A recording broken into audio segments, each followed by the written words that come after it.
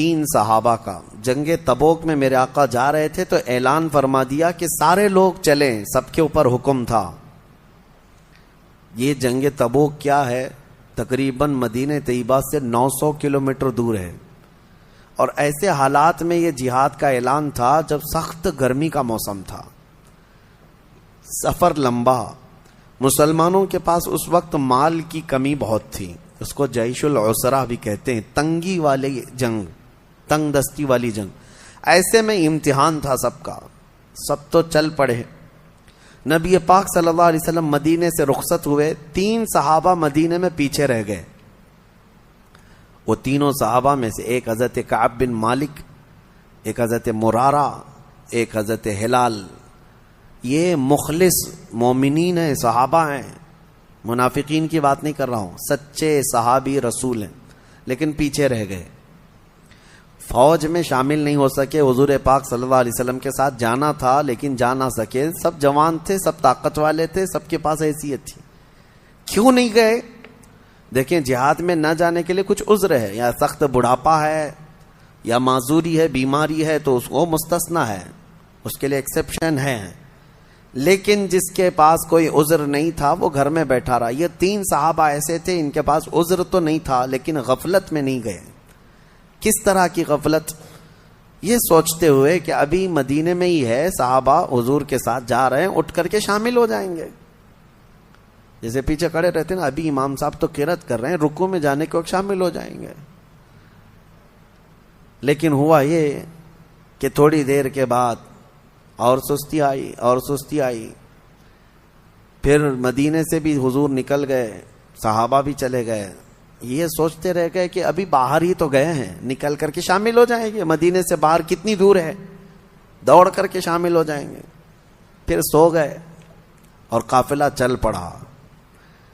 یہ ہمارے ساتھ بھی ہو سکتا ہے اور ہوتا بھی ہے، اور ہم بہت ساری بڑی بڑی چیزیں کھو جاتے ہیں، نمازیں کھو جاتے ہیں، بہت ساری چیزیں ایسی غفلت کی وجہ سے ہوتی ہیں۔ بہرحال وہ صحابہ اکرام تھے، رہ گئے، اور نبی پاک صلی اللہ علیہ وسلم کا قافلہ اتنا دور چلا گیا کہ یہ دوڑ کے بھی نہیں پکڑ سکے، مدینے میں ہی رہ گئے۔ جنگ تبوک حضور صلی اللہ علیہ وسلم تشریف لے گئے، وہ اللہ کے نبی کی نظر ہے، ہر صحابی کو جانتے تھے۔ آج جو سلام بھیجتا ہے امتی، میرے آقا فرماتے ہیں، اس کو میں اس کے باپ کے نام سے پہچانتا ہوں۔ تو جو اس زمانے میں صحابہ تھے، کیا حضور ان کو نہیں جانتے تھے کہ کون حاضر ہے کون غائب ہے؟ جنگ میں حاضر ہونے کے بعد حضور نے پوچھا، کعب بن مالک کہاں ہے؟ مرارہ بن ربیع کہاں ہے؟ ہلال بن امیہ کہاں ہے؟ صحابہ نے کہا، یا رسول اللہ صلی اللہ علیہ وسلم، شروع سفر سے وہ ہمارے ساتھ شامل نہیں ہوئے، وہ آئے نہیں۔ کہا وجہ کوئی؟ کہا کسی کو خبر نہیں۔ خیر جنگ ہوئی، واپس تشریف لائے میرے آقا مدینہ طیبہ۔ لمبا سفر ہوتا تھا، 900 کلومیٹر معمولی نہیں ہے، اس وقت پیدل سفر ہوتے، گھوڑوں پر اور اونٹوں پر۔ جنگ کے بعد جب واپس تشریف لائے میرے آقا صلی اللہ علیہ وسلم مدینے میں، آتے ہی ان تینوں کو بلوایا۔ کہاں ہیں یہ تینوں؟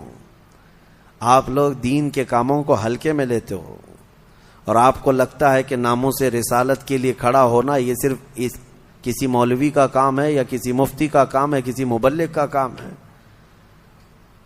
یعنی ہر ایک پر ذمہ داری ہے۔ 3 نہ جاتے تو کیا فرق پڑتا؟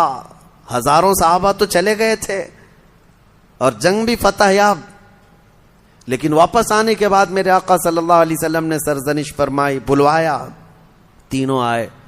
یہ پوری حدیث بخاری شریف میں اس کی روایت کرنے والے خود حضرت کعب بن مالک ہیں جو پیچھے رہ گئے تھے، وہ خود ہی اس حدیث کے راوی ہیں، انہوں نے خود اپنا واقعہ بیان کیا ہے کہ کیسے کیسے کیا کیا ہوا تھا۔ پھر نبی پاک صلی اللہ علیہ وسلم جب بلائے تو تینوں صحابہ کہتے ہیں، تینوں حضور جب ہمیں طلب کیے تو سب سے پہلی چیز یہی پوچھنے والے تھے کہ کیوں نہیں آئے۔ وہ کہتے ہم نے سوچا کہ کچھ ہیلا کر لیتے، کچھ بہانہ کر لیتے، کسی بیماری کا یا کسی عذر کا۔ پھر وہ کہتے ہیں اس سے کیا بہانہ کریں جو دلوں کے حالات کو بھی جانتا۔ سچ سچ کہہ دیا، یا رسول اللہ صلی اللہ علیہ وسلم، غفلت کی وجہ سے نہیں آ سکے، سستی، ہم غفلت کی وجہ سے پیچھے رہ گئے۔ قرآن نے یہی اس میں بیان کیا ہے کہ منافقین پیچھے تو رہ جاتے ہیں لیکن جب پوچھا جائے تو ہیلے بہانے کرتے ہیں، سچ نہیں بولتے. لیکن مخلص مومنین کا حال یہ ہے، قرآن کہتا ہے ان سے غفلت ہوئی تو بارگاہ مصطفیٰ میں آ کر یہ نہیں کہتے کہ بیوی پکار رہی تھی، بچہ بیمار تھا، ہمیں تکلیف تھی، نہیں، آ کر سیدھے کہہ گئے کہ یا رسول اللہ غفلت ہو گئی ہم سے، کاہلی سے. دوسرے صحابی سے پوچھا، انہوں نے بھی کہا یا رسول اللہ سوچتا رہا شامل ہو جاؤں، نہیں شامل ہو سکا، یہ میری غفلت ہے، میری خطا ہے. تیسرے صحابی نے بھی یہی کہا کہ غفلت ہے. پتا تھا ان کو کہ سزا ہو سکتی ہے. یاد رکھو سزا کے ڈر سے کبھی جھوٹ مت بولو. ایک جھوٹ کو چھپانے کے لیے کئی جھوٹ گڑنے پڑتے ہیں. پھر نبی پاک صلی اللہ تعالی علیہ وسلم نے اعلان کیا فرمایا؟ دوسرے سارے صحابہ تھے مسجد نبوی میں، سب سے کہا اس وقت تک ان سے کوئی بات چیت مصافحہ سلام کلام نہیں کرے گا جب تک ان کے متعلق اللہ کا کوئی حکم نہیں آ جاتا. میں خود ان سے کوئی بات نہیں کروں گا. نبی پاک صلی اللہ علیہ وسلم نے فرمایا یہ بائیکاٹ، اس طرح کا بائیکاٹ کس بات پر تھا؟ سستی اور کاہلی کی وجہ سے نہ آنے پر. آج لوگ ہزاروں ہیلے بہانے تلاش کر رہے ہیں میرے مصطفیٰ کے نام پر کھڑے ہونے کے لیے، اور وہ بھی لولے لنگڑے بہانے ہیں. ایسی آج کسی کی نوبت نہیں آئی ہے کہ اس کی گردن پر تلوار رکھ دی گئی ہو کہ اگر حق بولے گا تو کاٹ دی جائے گی.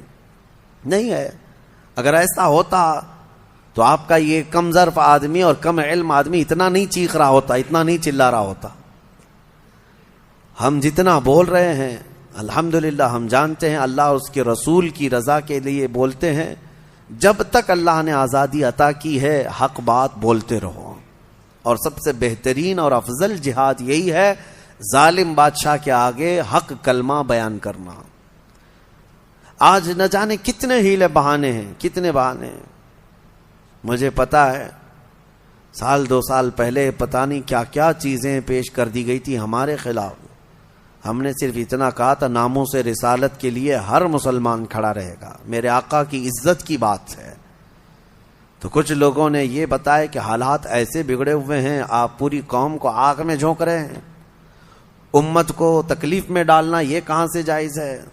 میاں حق بات کے حصول کے لیے تکلیف میں جانا ہی پڑے گا. نبی پاک صلی اللہ تعالی علیہ وسلم کو بھی کیا تم الزام لگاؤ گے کہ جب ان کے پاس کچھ مال تھا ہی نہیں، تلواریں نہیں تھی، ہتھیار نہیں تھے، 313 نہتے صحابہ کو لے کر بدر میں کیوں چلے گئے؟ کوئی سوال کرے گا؟ جان جوخم میں کیوں ڈال دیا؟ حق بات کے حصول کے لیے قربانیاں دینی پڑتی ہیں. تمہیں صرف اور صرف اپنے اسباب پر بھروسہ ہوتا ہے. نادانوں اٹھو، کھڑے ہو جاؤ. اللہ کے اعلان کا بھی کوئی مطلب سمجھتے ہو کہ نہیں؟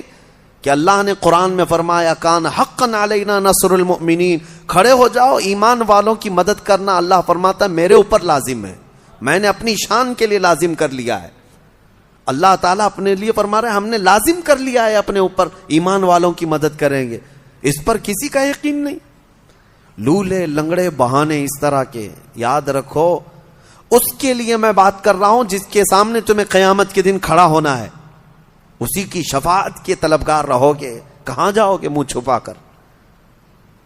ان سے جو منہ پھراؤ گے تو کہاں جاؤ گے؟ وہاں تو قیامت کے دن ہر نبی یہ کہے گا آج ہمارا نہیں ہے معاملہ، جاؤ محمد رسول اللہ کے پاس. ان کے لیے میں آج بات کر رہا ہوں جن کے سامنے تمہیں کھڑا ہونا ہے.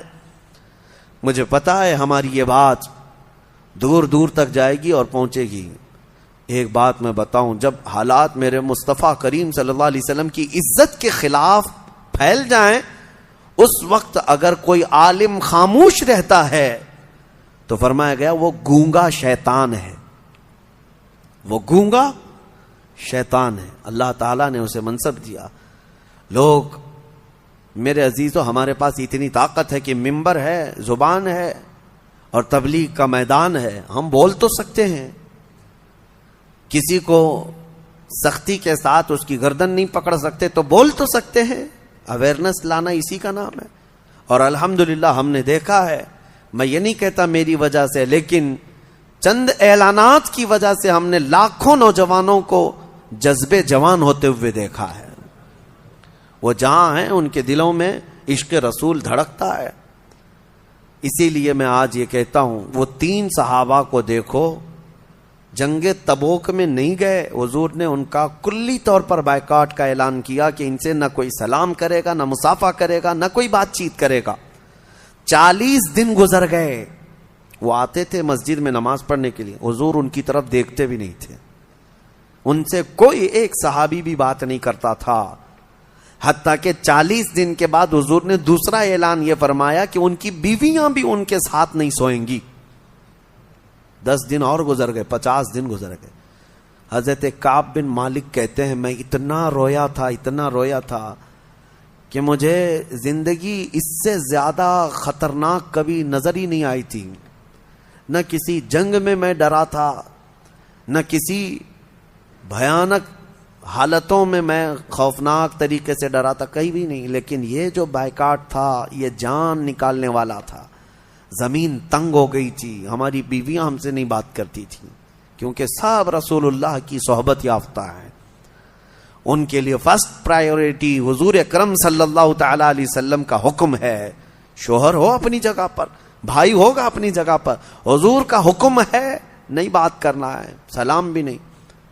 50 دن گزر گئے. حضرت کعب کہتے ہیں رو رو کر کے میرے حلقے پڑ گئے تھے اور اللہ کریم کی بارگاہ میں سچی توبہ کرتے رہے. مولا ہم نے دل میں کبھی تیرے نبی کو دھوکہ دینے کی کوشش نہیں کی، نہ ہی ہم نے کبھی اس طرح کی سوچا کہ حضور اکرم صلی اللہ علیہ وسلم سے پیچھے رہ جائیں گے. یہ ہماری سستی ہے، نفس کی کاہلی ہے. مولا تو معاف کر دے.